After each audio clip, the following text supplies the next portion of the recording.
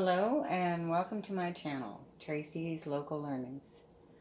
Today I would like to talk about my dehydrator. It's my favorite appliance in the kitchen and it does so much for preserving food and putting food up on my pantry. There's a lot of different reasons to do that. You know, you could have job loss, there could be illness, there's many different things that can cause us to want to put a little bit of our food into jars instead of taking up space in our freezer. Um, a dehydrator gives you the ability to buy things when you see them on sale, especially when it comes to things that take up a lot of room in the freezer, like frozen vegetables. Frozen vegetables are one of the easiest things to dehydrate, and they're great to start out on. I bought this Hamilton Beach dehydrator over 5 years ago now. I got it at London Drugs for like $80. I don't know what the prices are in today's market for a dehydrator, but you know, there's a lot of options. You can buy them in secondhand stores, you can buy them at yard sales, or even check on Craigslist. It's a great investment for any household. So, what I'm going to show you today to get you guys started, if any of you are just starting on dehydrating, is how to do frozen vegetables. Um, Corn, peas, you go to the grocery store, you see broccoli, cauliflower, carrots. All of those products that are in bags that are frozen have been blanched. And that's an important part of the process when you're dehydrating things. A lot of vegetables need to be blanched first. So this makes it way easy to get vegetables on your shelf. Um, when you get a dehydrator, like there's many different kinds, most of them have really big holes.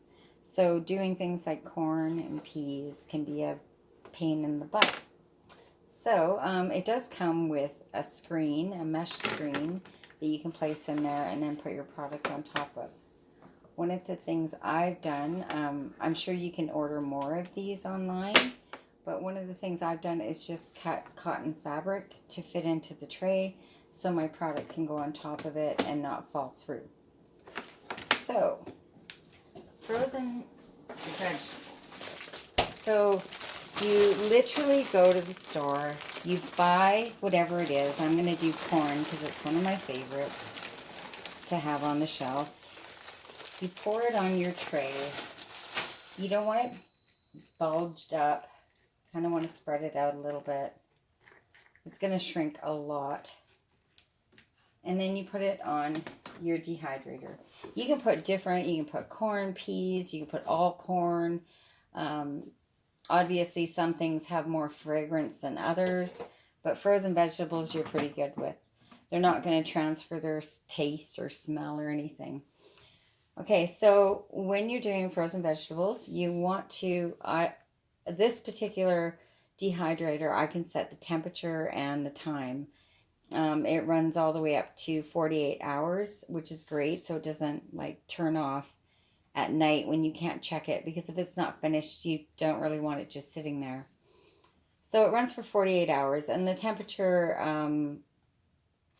goes all the way up and down on this one too. The lowest setting, I believe, is 100, which is what I use when I'm doing like parsley, oregano, herbs, stuff like that, or, you know. But for frozen vegetables, you want to set your temperature at between 125 and 130 degrees.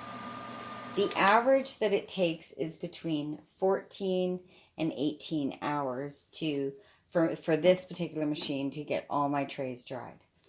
A lot of things can be a factor when you're dehydrating. So things like if it's raining outside, there's more humidity in the air, so it may take a little longer. And vice versa, if it's a nice hot day, it might dry a lot faster than your typical run with one of these. Different other things that can be a factor is the temperature in your house. If your house is on the cooler side, then again, it might take a little longer. the benefits are crazy because it doesn't take a lot of power to run. And it seems like a long time, 14 hours to run something, but the benefits are when you're done, you have this. So this is 4 kilograms of frozen corn. So that's 2 big bags of corn that now fit in this jar. And then you just vacuum seal them.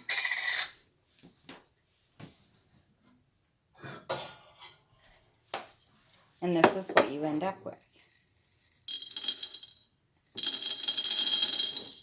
It's really light and flaky. It just crisps in your fingers when it's done. Some of the ways I use the dehydrated corn is I can throw handfuls into a soup or a stew that I'm preparing, and I don't want to take the time to get the corn out of the freezer and cook it. I just throw it right into the pot. It adds extra nutrients, it adds extra flavor, and pops of color, you know, in off seasons when corn might be a little expensive to get. Other things is it takes up less room in your freezer. So now I have 4 kilograms of corn in a jar, and I have that extra room in the freezer if I see a deal on other things that I might want to get for the homestead. What else? Yeah, that's it. So that's my little rant on my dehydrator. If you have any questions, leave it in the comments below, and I will do my best to get back to you. Thank you for joining me, and have a lovely day. Bye-bye.